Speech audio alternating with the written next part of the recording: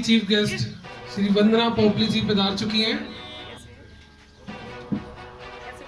सभी भाइयों से निवेदन है कि आप सब अपना स्थान ग्रहण।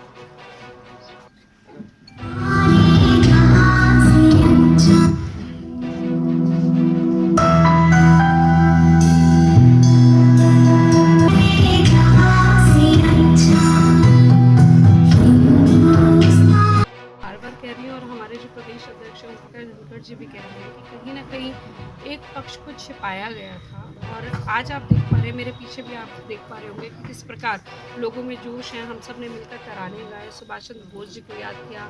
आज उनकी 125वीं जयंती है और पूरे हरियाणा में 7500 स्थानों पर 75 लोग मिलकर इस जयंती को मना रहे हैं, नेताजी को अपनी श्रद्धांजलि दे रहे हैं। कोरोना काल है, ये नंबर कम है, नहीं तो ये नंबर आपको और भी ज़्यादा दिखाई देगा। तो बिल्कुल आपकी बात सही है कि पहली बार ही ऐसा हुआ है कि इस तरह के कार्यक्रम मनाए जा रहे हैं। कहीं ना कहीं एक परिवार को लेकर ही हम सिमट जाते थे। अगर आज़ादी की लड़ाई की बात करें तो मुझे लगता है कि कांग्रेस ने अपने नज़रिए से आज़ादी की लड़ाई का वर्गीकरण किया था, जो कहीं से भी ठीक नहीं था। एक तरह से राजनीतिकरण कर दिया था। जो उनके नज़रिए की सहूलियत के हिसाब से सही बैठता था उसको तो वो आगे कर देते थे, उसका गुणगान कर देते थे, लेकिन बाकी को कहीं ना कहीं पीछे छोड़ दिया। लेकिन बिल्कुल, तुम मुझे खून दो मैं तुम्हें आज़ादी दूंगा, ये शब्द वही बोल सकता है जिसने अपना देश के लिए सब कुछ न्यौछावर कर दिया। रक्त की मांग कौन कर सकता है? रक्त की मांग वो कर सकता है जिसने सब कुछ पहले से दे दिया हो।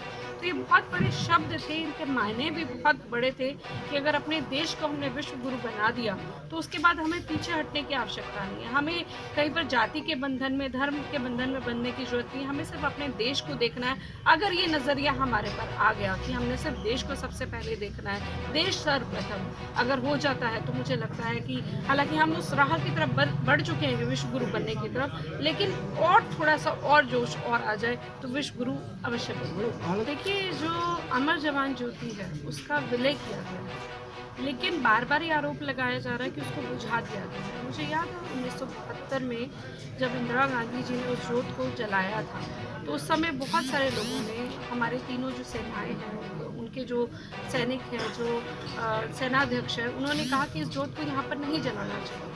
हम अंग्रेजों की विरासत को क्यों आगे बढ़ाएं? इंडिया गेट किस लिए बनाया गया था? प्रथम विश्व युद्ध हुआ था, उनके जो सैनिक थे उनकी याद में बनाए गए थे। और उन सैनिकों ने किसके लिए लड़ाई लड़ी थी? उन्होंने ब्रिटिश क्राउन के लिए। वहाँ लिखा हुआ है, those who sacrificed their life for British crown. तो हम अंग्रेजों के अंडर रहकर अपनी विरासत को क्यों बढ़ाएं? हमारा आज तक नेशनल वॉर मेमोरियल नहीं था, हमारा पहली बार नेशनल वॉर मेमोरियल 2019 में हमें मिला है, तो ज्योति वहाँ पर जलनी चाहिए। हमारे जब बच्चे जाए तो ये ना देखे कि ज्योति कौन सी बिल्डिंग, कौन से साई के तले जल रही है, ब्रिटिश के तले नहीं। हमारा अपना मेमोरियल है, खुली ज़मीन पर, खुले आकाश के तले वो जोत जल रही है, वो ज़रूरी है। वो ज़रूर कहीं ना कहीं कांग्रेस जो है इसका राजनीतिकरण कर देती है अपनी सहूलियत के हिसाब से। नरेंद्र मोदी जी के विरोध में कब वो देश का विरोध कर जाते हैं उनको ये पता ही